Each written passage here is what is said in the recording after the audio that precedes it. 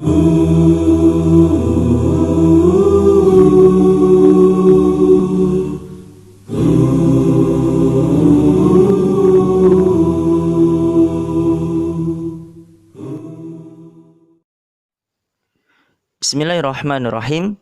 Assalamualaikum warahmatullahi wabarakatuh. Alhamdulillahirabbil alamin. Allahumma shalli ala Muhammad wa ala ali Muhammad. Para santri yang Ustaz cintai karena Allah, kaifa halukum? Alhamdulillah. Insyaallah hari ini Ustaz akan berkisah tentang Rasulullah menawarkan bangkai kambing. Rasulullah Shallallahu Alaihi Wasallam adalah sosok yang sempurna, bukan hanya dari sisi akhlak dan karakternya, tapi juga dari sisi perjalanan hidupnya. Masya Allah, luar biasa indah. Dalam sebuah hadis riwayat At-Tirmidzi, Rasulullah digambarkan sebagai orang yang memiliki hati yang lembut dan pemurah. Apa yang beliau sampaikan semuanya adalah benar, dan beliau tidak pernah berbohong, teman-teman. Kemudian ketika beliau dalam pergaulan, beliau sangat ramah kepada sahabatnya. Orang yang pertama kali melihat beliau akan hormat kepadanya, apalagi orang yang pernah bergaul dengannya. Saking baiknya akhlak Rasulullah, orang yang pernah melihatnya mengatakan belum ada orang yang seperti Rasulullah sebelum dan sesudahnya. Masya Allah. Artinya apa, teman-teman? Semua orang yang pernah ketemu Rasulullah pasti mengatakan Rasulullah adalah sosok pribadi yang baik, yang sempurna, yang lembut. Rasulullah Shallallahu Alaihi Wasallam, beliau juga adalah seorang guru yang baik. Beliau sering memberi pemahaman kepada para sahabatnya melalui contoh-contoh yang mudah dipahami. Nah, kita lihat nih, seperti apa sih Rasulullah mengajarkan sahabatnya? Bagaimana cara Rasulullah mengajarkan ilmu kepada sahabatnya? Baik, kita dengarkan sama-sama ya. Suatu hari beliau Shallallahu Alaihi Wasallam hendak mengajarkan kepada para sahabatnya, dan tentu juga pada kita ya, umatnya. Beliau menjelaskan tentang nilai dunia di sisi Allah Subhanahu wa Ta'ala. Beliau memberikan perumpamaan dunia ini seperti sebuah bangkai kambing yang cacat. Dari sahabat mulia Jabir bin Abdullah mengabarkan bahwa Rasulullah Shallallahu Alaihi Wasallam pernah melewati sebuah pasar hingga kemudian banyak orang yang mengelilinginya. Sesaat kemudian beliau melihat bangkai anak kambing yang cacat telinganya. Rasulullah mengambil dan memegang telinga kambing itu. Kemudian beliau bersabda, "Ayyukum yuhibbu anna hadza lahu bidirham?" Siapa yang mau membelinya seharga 1 dirham? Para sahabat menjawab, "Kami sama sekali tidak tertarik. Apa yang bisa diperbuat dengannya ya Rasulullah?"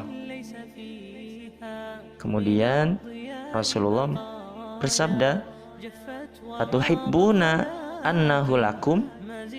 Mau tidak kalau ini jadi milik kalian? Rasulullah menawarkannya gratis, teman-teman.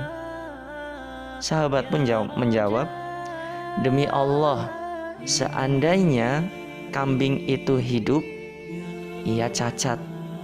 Apalagi sekarang dia sudah mati." Para sahabat menandakan mereka semua enggan memilikinya. Mengapa sahabat tidak mau diberi meskipun gratis, teman-teman? Iya, karena itu adalah bangkai kambing orang yang melihatnya saja merasa jijik, jorok, ya. Bahkan baunya busuk. Bahkan orang-orang tidak mau dekat-dekat dengan bangkai.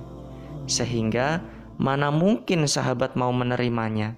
Siapa yang mau menerima bangkai kambing? Mendengar jawaban para sahabat, Nabi kemudian bersabda, "Fawallahi lad-dunya ahwanu 'alallah min hadza 'alaikum."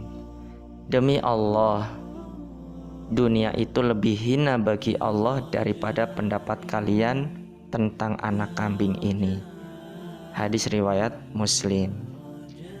Inilah arti dunia di sisi Allah Azza wa Jalla dan juga bagi Rasulullah Shallallahu Alaihi Wasallam.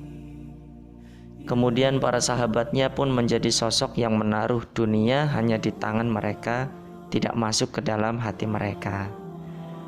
Nah teman-teman, dalam masalah dunia, orang yang beriman harus lebih memilih bersabar, karena dia tidak ingin agamanya rusak gara-gara dunia.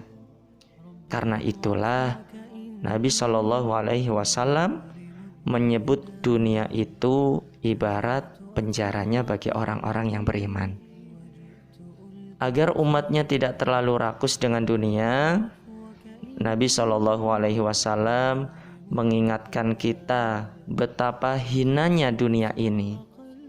Nabi Shallallahu Alaihi Wasallam sampai menyebutkan bahwa di sisi Allah dunia itu ibarat bangkai anak kambing, bahkan lebih rendah daripada itu. Karena itulah teman-teman, orang yang terlalu rakus terhadap dunia bisa dipastikan akan merusak sebagian agamanya. Banyak sekali contoh umat-umat terdahulu, mereka rakus dengan dunia sehingga Allah Ta'ala mengazabnya. Contohnya seperti Fir'aun, Qarun, kaum Samud, kaum Ad, dan lain sebagainya. Mari kita sebagai orang yang beriman kepada Allah dan Rasul-Nya, hendaknya kita mengikuti sifat-sifat Rasulullah yang pernah diajarkan kepada kita.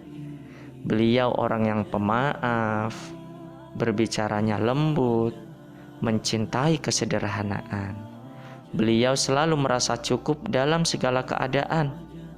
Allah Azza wa Jalla kumpulkan semua kebaikan tersebut ada pada diri Rasulullah Shallallahu Alaihi Wasallam.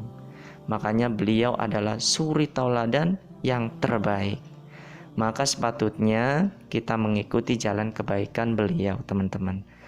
Baik, teman-teman, para santri Kutab Al-Fatih Tegal yang Ustaz cintai karena Allah Ta'ala, mudah-mudahan kita bisa mengambil hikmah dari kisah tersebut, bahwasanya kita sebagai orang yang beriman jangan terlalu rakus dengan dunia.